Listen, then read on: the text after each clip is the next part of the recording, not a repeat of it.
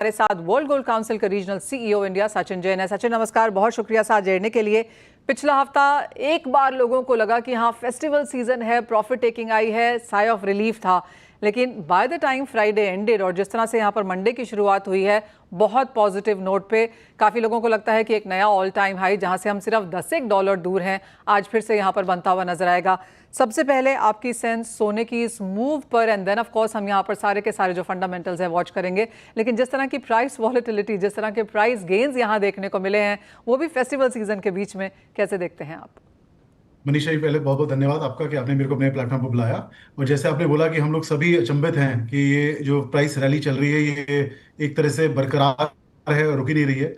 करीब 42% का रिटर्न दे चुका है गोल्ड इस पूरे साल में। और अभी मैं हांगकांग शो से वापस आया हूँ। वहाँ पे जो चाइना मार्केट की जो एक एक जो उझाव था और एक रफ्तार से उन्होंने बाइंग काफी स्ट्रॉन्ग करी है, तो मुझे लगता है कि एक कंटिन्यूड रिस्पांस कंज्यूमर से जरूर आना चाहिए। और एक फेस्टिव सीजन, जैसे आपने बोला कि प्राइस बढ़ रहा है, लेकिन एक फेस्टिव सीजन में एक हमारा जो रिसर्च कह रही है कि कंज्यूमर थोड़ा ऑब्सेस्ड होकर कंज्यूमर गोल्ड को लेने आएगा। और बहुत अच्छा काम मैन्युफैक्चरर ने करा है, नई क्रिएटिविटी है, लाइट वेट प्रोडक्ट्स लेके आए हैं। और मुझे लगता है कि एक ये फेस्टिव सीजन जो आ रहा है इसमें काफी अच्छा रिस्पांस हमें गोल्ड पे मिलना चाहिए। और जो दूसरी आपने बात पूछी कि जो रफ्तार है इस पे कैसा क्या आकर्षित है, तो ये ग्लोबल पहली बार क्या हुआ है कि एक तो हमारा रुपी फॉल कर रहा है, तो अगर आप देखें तो एक इंडियन इम्पैक्ट जो गोल्ड प्राइस का आया है वो और ज्यादा आ रहा है बिकॉज रुपी की वजह से।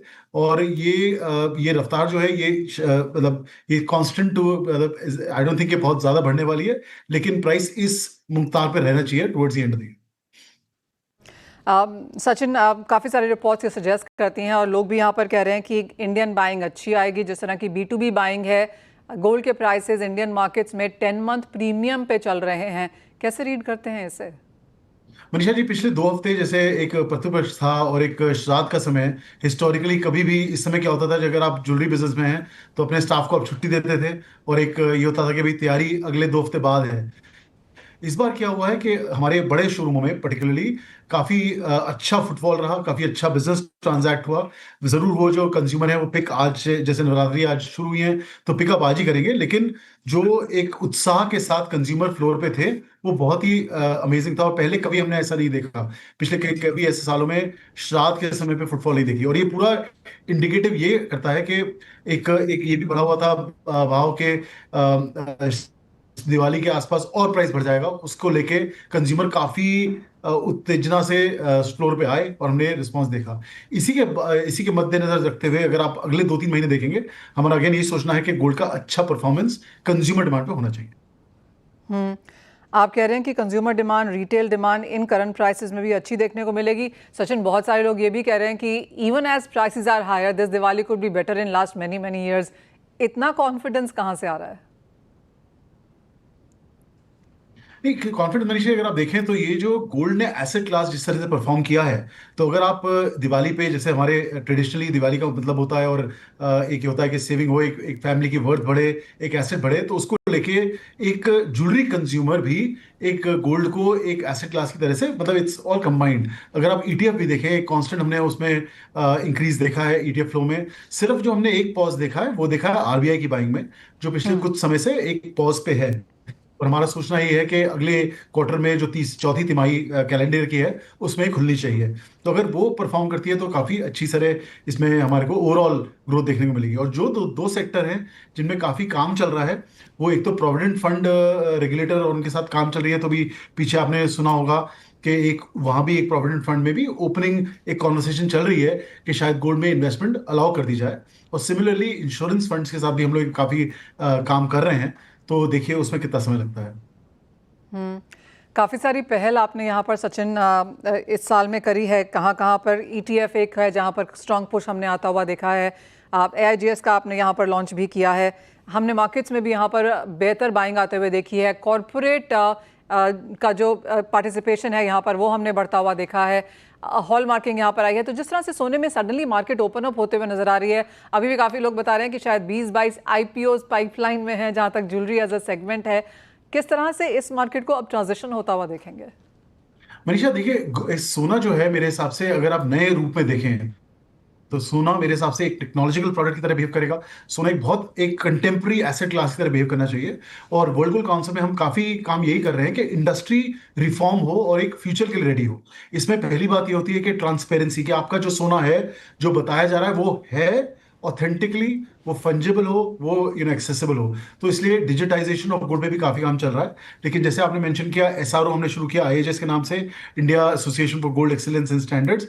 इसका पहला मुद्दा यही है कि हम ट्रांसपेरेंसी लाएं बिजनेस में, और एक कंज्यूमर को और एक सरकार को अपने बिजनेस में कॉन्फिडेंस लाएं। जैसा आपने मेंशन किया कि आईपीओ आ रहे हैं, हमारा बिजनेस काफी अच्छा बिजनेस है, बहुत अच्छा बिजनेस है। और अगर इसे ट्रांसपेरेंटली करने के लिए प्राइवेट सेक्टर और जैसे एंटरप्रेन्योर्स अभी इसी एक मुकाम पे लगे हुए हैं, मुझे लगता है कि आने वाले समय में और भी ज्यादा इसमें ट्रांसपेरेंसी के साथ एक वित्तीय निवेशक इन्वेस्ट कर पाए। सचिन, इस बार इम्पोर्ट्स को लेकर क्या सेंस है? फर्स्ट हाफ ऑफ कोर्स यहाँ पर हल्का सा कम रहा, लेकिन सेकंड हाफ में भी काफी हद तक एक सेंस आनी शुरू हो जाती है। तो किन नंबर्स के साथ आप काम कर रहे हैं? तो मनीषा, ये हम आपको एग्जैक्ट आंकड़े दे पाएंगे और कुछ हफ्तों में। लेकिन हमारा सोचना एक ओवरऑल ये है कि कुछ वॉल्यूम में डेफिनेटली गिरावट रहनी चाहिए, जिस तरह से हम देख रहे हैं। और ऑफ कोर्स वैल्यू वाइज काफी अच्छा बढ़ोतरी हमें मिलेगी। तो वॉल्यूम वाइज मुझे लगता है कि थोड़ी गिरावट हमें देखने को मिलेगी इंपोर्ट्स में। तो कोई नंबर देना चाहेंगे सचिन? 600 to 700 है, 700 to 800 है, किस रेंज में अटकता है ये? मेरे 600 से 700 में तो मनीषा डेफिनेटली आना चाहिए। और देखिए, ये उसमें भी, लेकिन 600 से 700 में भी 100 टन का एक डेल्टा है। तो वो किस तरफ रुझाव रहेगा, 600 की तरफ कि 700 की तरफ, ये हम आपको अगले कुछ हफ्तों में बता श्योर पाएंगे। सचिन, साथ ही साथ फ्रेश बाइंग आता हुआ देख रहे हैं, या फिर जो इनिशियल ट्रेंड था कि एक्सचेंज की बाइंग ज्यादा है, वो अभी भी है? दोनों हैं मनीषा जी, दोनों हैं। और जैसे जो हमने रिसाइकलिंग देखी, वो करीब 30 से 32% पिछले साल चल रही थी। वो बढ़ के करीब 40 से 45% चल रही है इस साल में। और इंटरेस्टिंग बात यह है कि कंज्यूमर जो है वो गोल्ड से एग्जिट नहीं हो रहा, वो गोल्ड के साथ गोल्ड ही ले रहा है। और ये बहुत अच्छा एक वो है कि आप गोल्ड के नए डिजाइन ले रहे हैं, और एक उस हिसाब से एक मॉडर्न तरह से आप गोल्ड पहन पा रहे हैं, जो एक अच्छा एक ट्रेंड है। और जो ये ट्रेंड मुझे लगता है कि काफी स्ट्रांग है कि कंज्यूमर गोल्ड से एग्जिट ना करके गोल्ड के प्रति गोल्ड ले रहा है, और ये ट्रेंड कंटिन्यू रहने वाला है। सचिन, जस्ट कमिंग ऑन कैरेटेज येट अगेन, और अब तक थोड़ी सी क्लैरिटी मार्केट्स में आ गई है कि कुछ ज्वेलर्स ने हमें ये बोला है कि वो 18-14 में जा रहे थे, लेकिन कंज्यूमर नहीं ले रहा है, तो वो वापस 18-22 पे यहाँ पर अब जा रहे हैं। 14 कम है यहाँ पर, 9 कैरेट के लिए और भी कम यहाँ पर क्राउड है। ऑफ कोर्स जो चिल्ड्रन ज्वेलरी है या फिर बहुत ही लाइट वेट टीनेज ज्वेलरी है, वो शायद 9 कैरेट में जाएगी। क्या इस तरह का कैटेगराइजेशन आप देख रहे हैं? मनीषा जी देखिए, एक तो जैसे फैशन ज्वेलरी जैसे बोलना चाहिए, और एक जैसे एक नॉट फॉर वेरी इंपॉर्टेंट, जैसे बहुत महत्व महत्व ओकेजन के लिए ना खरीदते हो, वो ज्वेलरी जरूर लोअर कैरेक्टर में जाएगी। फैशन ज्वेलरी बच्चों के लिए जैसे आपने मेंशन किया। लेकिन मेरा सोचना ये है, और हमारी रिसर्च भी ये कहती है, कि कंज्यूमर गोल्ड को गोल्ड की वजह से ले रहा है, उसकी वैल्यू की वजह से ले रहा है। हाँ, और मेरा सोचना यह है कि 22 कैरेट स्ट्रांग होएगा। मेरे को ये भी लगता है कि अगले साल में 24 कैरेट की एक ज्वेलरी हम लोग लेके आ रहे हैं, जो हम इंडस्ट्री के साथ काम कर रहे हैं, और उसका भी अच्छा प्रभाव मार्केट में आना चाहिए। मैं अभी चाइना से आया हूँ, जहाँ पे पिछले 4 साल में 24 कैरेट प्योर गोल्ड ज्वेलरी बड़े अच्छे से हार्ड फॉर्म में बनती है, और उसने करीब 25% मार्केट शेयर ले लिया है, क्योंकि कंज्यूमर प्योर गोल्ड लेना चाहता है। और हमारे हमारे हमारे देश में भी, भारतवर्ष में भी यही हो रहा है। एक चर्चा चली थी कि कंज्यूमर अफोर्डेबिलिटी की वजह से लोअर कैरेटेज लेगा, लेकिन कंज्यूमर रिस्पॉन्ड किया है कि वो गोल्ड को गोल्ड की वजह से, उसकी प्योरिटी की वजह से, उसकी वैल्यू की वजह से प्रेफर कर रहे हैं। और मेरा सोचना ये है कि 22 कैरेट को स्ट्रेंथनिंग मिलेगी, लेकिन 24 कैरेट जैसे नए जो प्रोडक्ट ऑफर होंगे, उसमें भी अच्छी हमें ग्रोथ देखने को मिलनी चाहिए। सचिन, एक फाइनली सवाल, और इस फेस्टिवल सीजन में जहां पर दिस इज द मेक और ब्रेक सीजन ज्वेलर्स के लिहाज से, क्या ट्रेंड्स आप उभरता हुआ देखते हैं? अगर आपको ज्वेलर्स को एक वर्ड ऑफ कॉशन देना हो या एडवाइस देनी हो, तो वो क्या होगी? मेरी एडवाइस ये रहेगी कि एक तो जो एक पहले होता है कि जो what is work in the past will work in the future, वो ना करके नए डिजाइन लाएं, मेहनत करें। काफी इंडस्ट्री मेहनत करिए, और एक कंज्यूमर को नई तरह से गोल्ड को दे पाएं।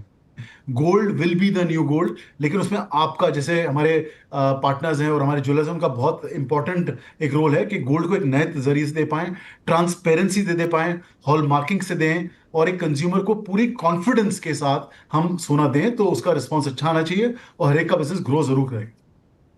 पॉइंट टेकन सचिन, बहुत शुक्रिया हमारे साथ जुड़ने के लिए। और आज ऑफ कोर्स नवरात्रि का पहला दिन है और जैसे सचिन कह रहे हैं कि होप्स यहाँ पर काफ़ी स्ट्रांग है, कंज्यूमर कॉन्फिडेंस काफ़ी स्ट्रांग है। इन्वेस्टमेंट के तौर पर हम यहाँ पर देखेंगे सोना बनता हुआ, और डिज़ाइन क्लियरली यहाँ पर हीरो रहेगा आगे जाकर टेक्नोलॉजी के साथ साथ when it comes to gold buying in India. Sachin as always बहुत शुक्रिया साथ जुड़ने के लिए, and thank you for analysing that.